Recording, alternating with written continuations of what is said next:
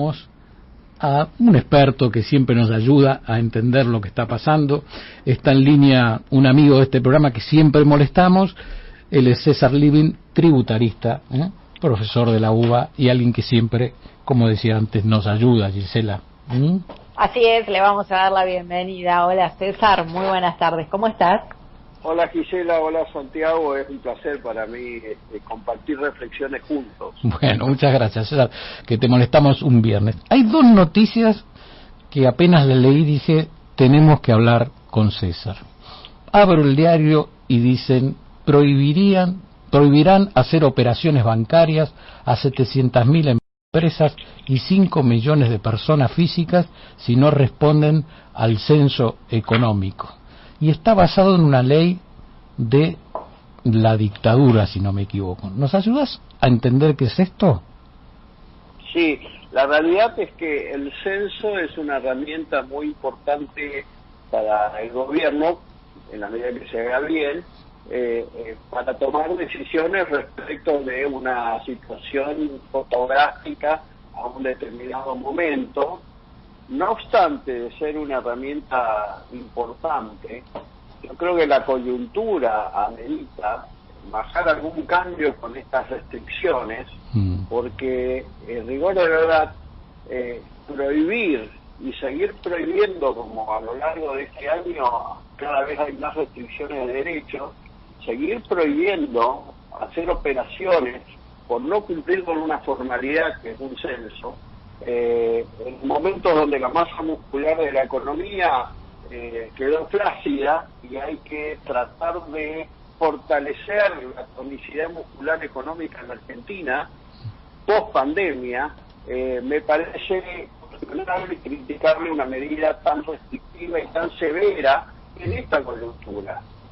Coyuntura donde por una cuestión formal estamos impidiendo hacer realmente determinadas operaciones. Me da la sensación que en este caso hay que tener en cuenta la relación entre la infracción de no responder un censo con la severidad de la pena que tiene el no responder. Con lo cual la estoy criticando porque me parece demasiada severidad para un incumplimiento de tipo formal. Se podría establecer alguna multa económica, pero no una restricción de actividades, donde en estos momentos en la Argentina de hoy necesitamos fortalecer la actividad económica.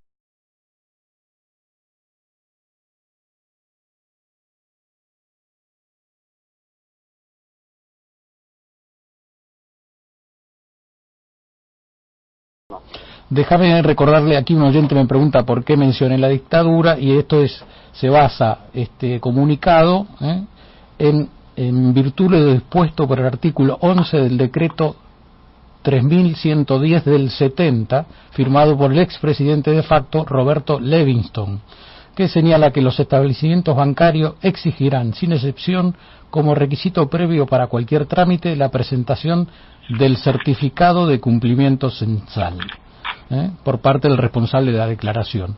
¿Cómo se hace ese certificado y cómo se va a enterar la gente si está o no censada? No, porque, bueno, ahí hay normativas específicas que hoy supongo que no será en papel, sino digital, para llenar la información que van a solicitar. Pero insisto, más allá de toda esta información, que puede ser información válida para el gobierno, para la toma de decisiones, no me parece la coyuntura más adecuada para aplicar semejante penalidad. Pero César, aquí te quiero preguntar como ciudadano que tiene una cuenta corriente y como responsable de una pyme que todo el tiempo te piden papeles, ¿qué más te pueden pedir? ¿O esto es gente que hace años no presenta documentación en los bancos? No, yo creo que hoy los bancos, antes de abrir una cuenta, yo creo que piden hasta el certificado de vacuna, por decirlo irónicamente. Sí, por eso. Y después te lo hacen renovar todo el tiempo, ¿no? Exactamente. Entonces yo creo que la base de datos, la base de datos que tienen los bancos de cada cliente es importantísima, porque los bancos tienen que reportar operaciones sospechosas en actividades y en monto, con lo cual tienen una radiografía muy clara de quién es su cliente, conozca a sus clientes. Pero agrego otro dato, Santiago. La FIP tiene una base de datos con toda la intimidad económica de cada uno de los contribuyentes. Simplemente hay que observarla. Y ahí se presenta otro tema. ¿Es necesario recurrir a un censo de un organismo del Estado cuando otro organismo del Estado tiene toda la información? ¿No estaríamos duplicando determinada información? No siempre, eso lo venimos haciendo sistemáticamente, te digo, duplicamos todo. No sé si es por las dudas, viste que hay gente que necesita... Y todo esto es una desmotivación a encarar al emprendimiento, a encarar actividades económicas, porque la burocracia estatal, en rigor de verdad, no motiva a los emprendedores en las cuestiones donde se puede llevar puesta a las necesidades de lo que hoy requiere la Argentina. Me hace acordar, y ahí voy a desnudar un poco mi edad. ¿Recuerdan un sketch de La Tuerca? Con Rigoli, con el arbolito, que tenía que plantar un arbolito y tenía que hacer en un viernes me permito hacer un poco de humor, ¿no? Sí. Ese era Tristán, ¿no? César, era Tristán el que llegaba haciendo los trámites, digo. ¿Te acordás el actor? Yo digo, parece, ¿no? O si la esposa de Tristán. Sí, bueno, era un sketch donde para plantar un arbolito le llevaba años de trámite de presentar papeles. Digo, salvando todas las instancias y con el mayor de los respetos a quienes quieren o necesitan esta información, digo, estamos en una época, en una circunstancia donde tenemos que ayudar a la gente que están haciendo otros países. Te quiero preguntar, César, bueno, la verdad que nos has ayudado con esto del censo, que muchos no entendemos si es para asustarnos o va a ser realidad y de qué se trata. Tu opinión sobre el anuncio de Larreta al quitarle los fondos federales. Larreta ha dicho que va a aumentar ingresos brutos a los bancos. ¿Esto nos va a llegar, también le va a llegar a las personas? Sí, lamentablemente sí. Yo quiero ir un paso más atrás. A ver. La quita de fondos a la ciudad de Buenos Aires representa más o menos unos 65.000 millones de pesos anuales.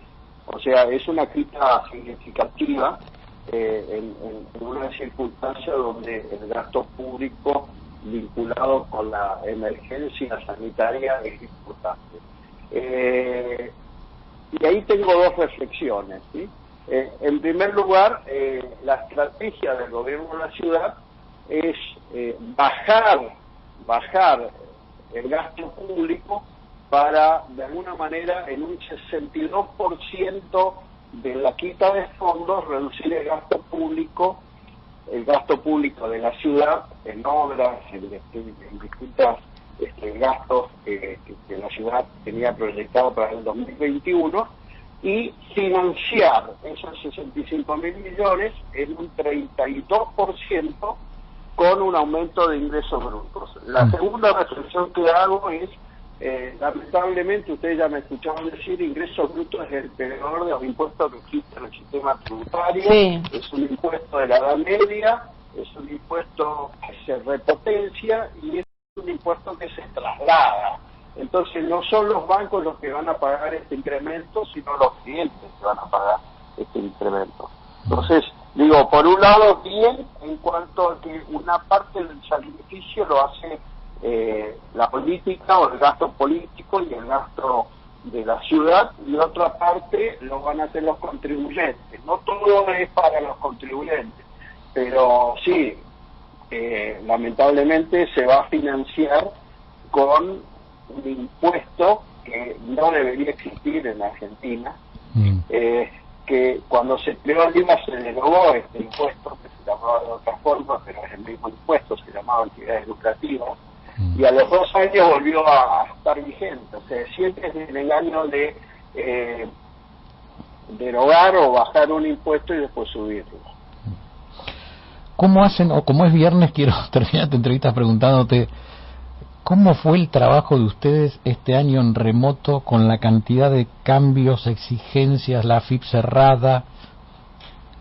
No, fue muy sacrificante, muy sacrificado, pero hemos podido, con tecnología adecuada y con las laptops, toda la estructura de mi estudio por lo menos pudo sortear el desafío de trabajar en forma remota. Esto se ha podido hacer, hemos tenido muchísima normativa diaria, incluso a veces el boletín oficial en algunos momentos salió 2 veces en el día o fines de semana, con lo cual los profesionales hemos tenido que estar muy atentos a desayunar con el boletín oficial y estar atentos durante el día si no sale otra norma, temas temas de impuestos, etcétera. Muy esforzado, pero por supuesto que la comunicación con el cliente no es tan fácil porque no es lo mismo una reunión presencial que una reunión por Zoom, claro, ¿no? Pero bueno, es lo que había y había que salir a darle servicios a los contribuyentes que necesitaban un asesoramiento claro y contundente respecto de la inmensa cantidad normativa que hemos tenido en 2020. César, por último, tu opinión, el primer año de gobierno, no te voy a pedir una definición política, pero las ayudas que dio el gobierno, que fueron importantes, también la moratoria, ¿vos crees que en las ayudas se cortó antes, tendrían que haber mantenido un tiempo las ayudas para las empresas? ¿Cómo viste este cierre del año donde Guzmán en un momento tiene que decir hasta aquí llegamos? La frazada es corta, Santiago, o sea, los recursos no existen, la emisión tiene sus efectos nocivos, la realidad es que la ayuda en determinada época fue imprescindible para sostener la vida de algunas empresas y sostener la alimentación básica de mucha gente. O sea que desde ese punto de vista me parece que fue adecuada toda esta ayuda. Y cuando se corta la ayuda, bueno, me parece que ahí es difícil medir porque hay que ver actividad por actividad. O sea, hay unas actividades que todavía están limitadas y tienen una restricción de generar ingresos y de mantener su planta de trabajadores, y otras que ya están bien y otras que están mejor todavía. Entonces habría que ver actividad por actividad. No se puede hacer algo para todos, debería analizarse bien todavía quién lo necesita, pero partiendo de la hipótesis de que hoy los recursos son escasos y las necesidades tienden a infinito. Y los impuestos no se pueden poner más ni aumentar más nada, me parece que es así, ¿no es cierto? Sí, claro, no estamos en una situación para seguir creando más impuestos que aumentando los ya existentes. Como dije en otros programas con ustedes, yo creo que la sociedad está en un límite de tolerancia de no aceptar más sacrificio en su bolsillo para sostener un gasto público con un Estado obeso y un Estado que además de obeso es insaciable. Sí, como decía Eddie Zunino hoy al principio del programa, nuestro periodista invitado, una política que sale muy cara para lo que da, ¿no? Más o menos es el pensamiento. Son pocos los que pagan una fiesta. Claro. Pero bueno, venimos charlándolo, César, siempre. Ayer lo escuchaba el presidente cuando diciendo tienen que pagar o tienen que ayudar los que más tienen, y a veces me pregunto cuándo vamos a llegar al límite de eso, que la política entienda que no hay más. Hace falta, Santiago, yo creo, algún gesto de la política, como ha habido en otros países, ¿no? En una reducción de remuneraciones, en una reducción de funciones, en una reducción de una superestructura, como dije, obesa. Me parece que Hoy en día el Banco Interamericano de Desarrollo hizo una evaluación de que cerca del 10% del gasto público en Argentina es improductivo. Bueno, imaginemos que bajamos un 10% la presión tributaria y veremos de qué manera, con una baja presión tributaria, estamos en mejores condiciones de atraer inversiones. Las inversiones traen más empleo trae más consumo, más actividad económica, y con eso se puede disminuir la pobreza. César Liv, muchas gracias por atendernos nuevamente. ¿Tiene preguntas? No se despidan, a ver. Sí, no se despidan todavía porque los oyentes están en todos, y dice el sketch al que se referían era con Joe Rigole y Tino Pascal. Exacto. Sí. Eran los protagonistas de ese sketch que que nos trajo un poquito de color a esta tarde de viernes. Y obviamente, muchos oyentes aportando datos sobre ese sketch que estaban citando recién. Muchísimas gracias por acompañarnos en este viernes, como siempre. Muchísimas gracias. Bueno, un gusto hablar con ustedes y que tengan buen fin de semana. Muchas gracias, César. Gracias.